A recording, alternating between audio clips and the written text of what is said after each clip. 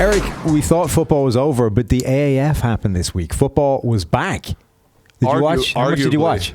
I think I watched an embarrassing amount of those games. I think I watched all but like the last part of all of them, and none of them were very compelling except for the one, was it the San Diego Fleet and the San Antonio team? That one was kind of down to the wire, although the 2-point conversions really do kind of change the way the complexion of these games are, because, you know, that game was a 9-point game. It still sort of feels close, but then that 8's not enough, and so it's still a 2-score game.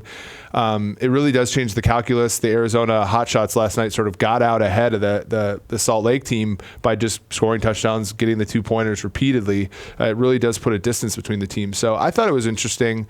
It did highlight a lot of the things that you get at the NFL level that you simply can't assume lower levels. High quality play, like in most positions. Yeah, well, and the strange thing, so we were talking about this at the office, we were talking about earlier this offseason, like, you know, quarterback play, coverage, receiving are like the most important variables. And it's always a question as to whether receiving should be in that category because it's super dependent upon quarterback play.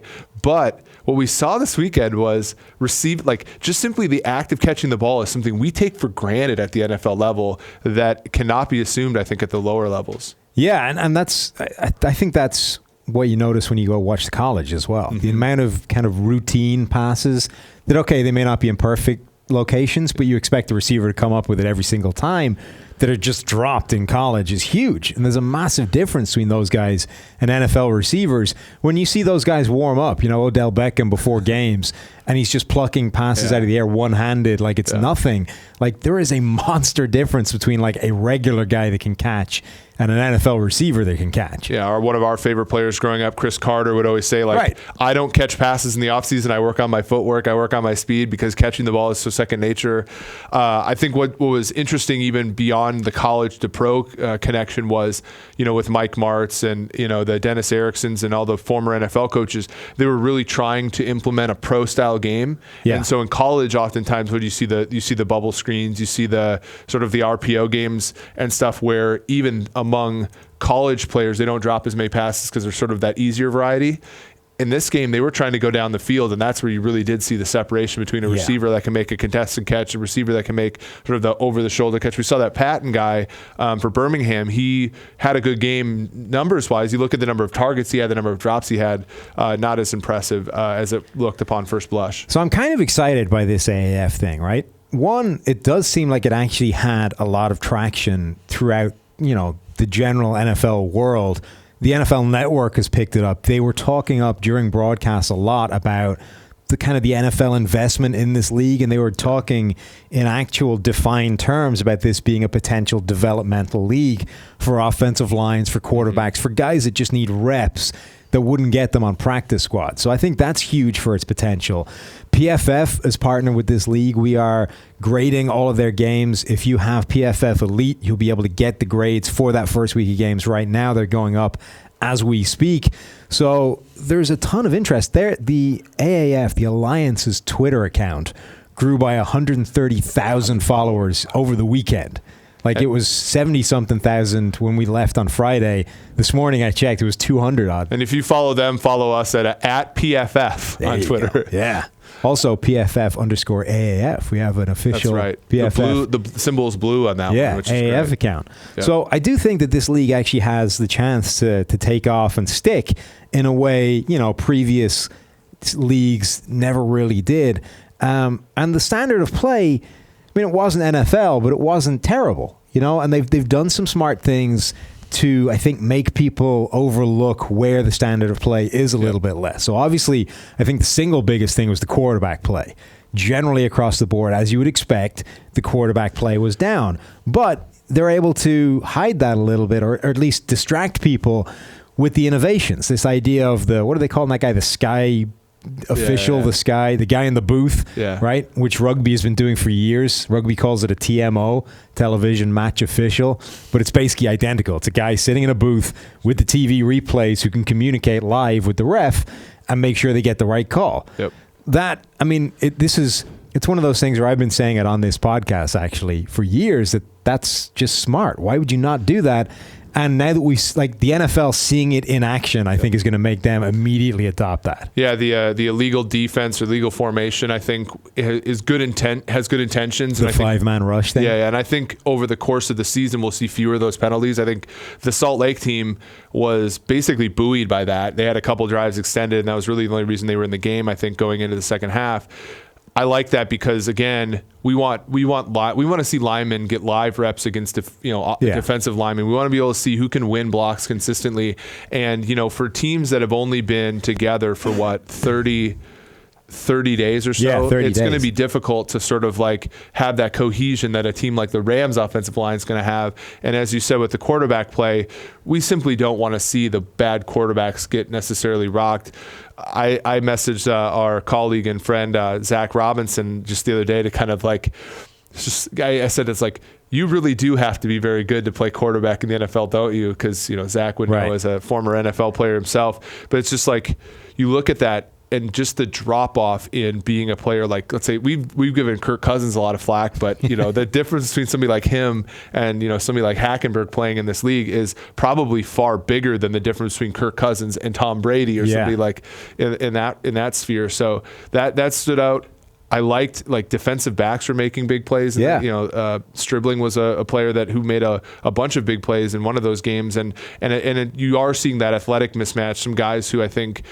Jonathan Massaquoi was one that stood out to me, but just guys who are athletic off the edge, I think that they'll show out pretty well here. And then, as we talked about earlier, the kickers were great in this league. It's amazing. After a season of, like, the Vikings should take literally every one of these 8 kickers and just try them out for, all of training camp. And I think the best one will be better than what they've had over the last, 30 years? Yeah. What's really interesting in this game to me, like my takeaway from these games is that like everyone was kind of running into this as like, what is Trent Richardson going to look like? And, what is Hackenberg going to look like? They fixed him. Mechanics are fine. Like, players are the same guys. Mm-hmm. They haven't changed. It's what's fascinating to me is that, like, if a guy has an extended list of tape showing that he's probably not a good player, he hasn't immediately become a good player because he's playing in the AAF and the standard is worse. Yep. Bad players have remained bad. The ones that are going to surprise, I think, this season are the guys who never got the fair chance to show that they were bad or good because, they may not have the perfect measurables or whatever. But those are the guys that had big games, or the guys that we hadn't really seen before or hadn't, had their chance and failed. Those guys really didn't look any different. Like Christian Hackenberg looks the same guy. Mike Bercovici was a player that there's a weird Bercovici truther sect around, but from his college tape, I did not like him at all coming out. I actually did the best graded game of his career and came out of that game thinking he was terrible. So like, if you can think he's bad coming out of his best ever game, I mean, he got benched in the first game here. Trent Richardson managed 2 scores, but at the point he went in for a second one, he was on like 41 yards on 22 carries. I don't think he looked particularly good either. Well, he had a fumble, that kind of brought them back, brought the other team back in the game. All the running backs looked a little slow. Yeah. All the, and the thing that I think hurts them is that in the other developmental league and the NCAA, running games are more spread out. They give you more space to operate, all those kinds of things. In the AAF, we saw Mike Martz under center on, with 5 wide receivers on 3rd down and long. We saw, we're still seeing some antiquated, I think, approaches, concepts, sort of thing. And so when you want, what Trent Richards probably wants the most is open space to run in. Yeah. And what they're asking him to do is probably more like what he's going to have to do at the NFL level, which is break tackles and get yards after contact. And what we saw is while he was good near the stripe, he was good at near the stripe when he was in Cleveland and to some degree Indianapolis. It's can he consistently get yards after contact? Can he break tackles? Can he catch the ball out of the backfield? And there are still questions mark there. Our guy from former Minnesota Viking Matt Asiata, he looked exactly like Matt Asiata looks. Yeah.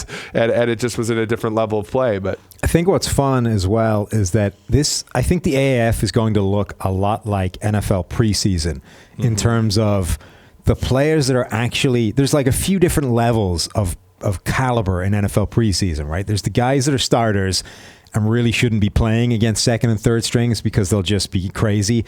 There's the guys that are good enough to beat up on second and third string guys, but aren't quite at the level of being a quality starter. And then there's guys that just have no business really being on an NFL field, and they're padding a roster until, roster cuts. And it's that second level of guy that I think are going to be the stars of the AAF, right? The guys that are too good to be at this level, but may not quite be at NFL levels, or at least, those are the guys that are going to get pulled back onto NFL rosters for like a second look, and we'll see if they have the quality. But it's those former NFL players you could see jumping off the tape. One of the best graded guys of the weekend was DeMontre Moore, defensive lineman. First sack of the league, right? Right, for the San Diego Fleet. He had 9 total pressures, which was 3 times more than anybody else on that defense. Like, he was a constant threat and a guy that can make a real impact. And again, former NFL player that had some serious time. Another guy that really jumped out was Will Hill, who's, I would say, probably the most talented player in this league, because he's a guy that I think should be a starter in the NFL if he didn't have so many issues. He liked himself the weed. Yeah, and usually guys can get around that, but sometimes once you get like snagged the first time, then you're in that spiral. Now you're going to get tested more, and now you're in trouble. Yeah, if you can avoid ever testing positive, then you've got a chance. So I spent a fair amount of this last weekend. So I finished Jeffrey Perlman's book on the USFL. Yeah. I watched again the documentary on 30 for 30 on the XFL, and this is going to, I think, map more towards the latter, in that all of the guys that are in the league are going to be a little bit on the Tommy Maddox trying to rehabilitate himself type of side. The USFL, comp is interesting, right? Because back in the day, there is a hook, right? Yeah. Back then, college football was God. NFL football was starting to wane. All the Super Bowls were 30-point games. All of the stars in the NFL were not what we considered, they were not like luminaries. This league, the AAF, has a bit of a difficult path in the sense that everybody's paid the same. They can't lure Herschel Walkers out of college. They can't lure Jim Kelly out of bad situations. The NFL does a pretty good job of marketing their stars. So the thing that I think will be interesting, as to your point, AAF's going to have a group of great players for that league. How are they going to elevate these players and make them into something that will be the draw? And because it's behind the curve in terms of the USFL in that regard, because they could simply take legitimate stars out of football. Can they do that? And then can they somehow leverage how rabid college football fans can be in places like Texas and places like Alabama, in Tennessee, and build former teams of Tennessee Volunteers, of Alabama Crimson Tide players? And will the players be content in that role? That, I think, was one of the smartest things they did when they regionalized the talent on these rosters. So they had the quarterback draft, but then pretty much everybody else is done by region. So you have locked in these little pockets of fan bases. Like, some of those crowds look pretty impressive. The San Antonio, they had a ton of people at the Alamo Dome. Like, that's not that easy to do. So I think the other thing, I think that this league is different to, the UFL, say, that kind of crapped out pretty quickly. They don't have Jermaine Wiggins. That too. But this league has like the tacit endorsement of the NFL now. They're on NFL Network. They have everybody talking about this developmental league. Yeah. Like, I think the NFL needs an NFL Europe. They need a developmental league. They just didn't want to pay for this big international show that was going on. Yep. This has the ability to be the NFL Europe that the league doesn't have at the moment. Get offensive lineman reps, get quarterbacks reps, actually serve as a developmental portal for players that they just don't have yet. Yeah, and that's the thing, is like, we don't, when you get, like, let's say you're a third string quarterback on an NFL team, you don't get reps working on a scheme at all during the season. You're basically scout look. Right. You probably don't even get on the field unless a disaster happens, but you still need those reps. You need those live bullets. We've seen with a lot of guys, so it's rare that a guy like Tyrod Taylor could sit the bench for 5 years and then come in and be a good player. It's more often than not, is what you said, we just have the survival bias. The guys that make it are the guys that make it, and the ones that get 10 reps in the preseason we never see again, and we never know whether or not they could be any good. This is a great league for them, because what I also think will happen, as we start to see the passing statistics look a lot more like the 80s and 90s, what we're also going to see is a lot more of the 80s and 90s methodology of coaches pulling quarterbacks. And like we've already seen it before, we're going to not only get to see 8 guys play a ton, we're going to get to see 16 guys, I think, play a decent amount of football, as we've already seen with San Diego putting Philip Nelson in place of Mike Brkovici. That's another thing. I love that now these guys, the AAF has coaches mic'd up. You actually hear them bench the quarterback. Mike Martz, after one, random terrible play, is like, yeah, I'm thinking about making a quarterback change here. Well, we had to wait like a decade before we got to see Mike Tice, after Doug Bryan missed 2 extra points, say, I'm bringing in Gary Anderson this week while the game was going on. We get to see that in live now. You get to see it happen. So, PFF is kind of all in on the AAF. We like the potential of this league. As I said before, if you've got PFF Elite, you can dive in. You can get all the the AAF data. We're going to be giving it the full NFL treatment in terms of content, AAF teams of the week. Yep. We've got a whole bunch of fantasy stuff, so you know what the depth chart should look like, because nobody really had any idea going into the games. Now we've got a better idea. We know where the targets are going. We know who is playing. So, yeah, I think this is going to be fun. Over the next few weeks, that was usually a bit of a dead time for everybody. Yeah. Some Green Line related content. We're not going to give out picks because it's just too hard with no data, essentially. But we'll try to talk about them as we did on the forecast last week, because people want to bet on these games, and of course that we're going to accommodate people with some information there.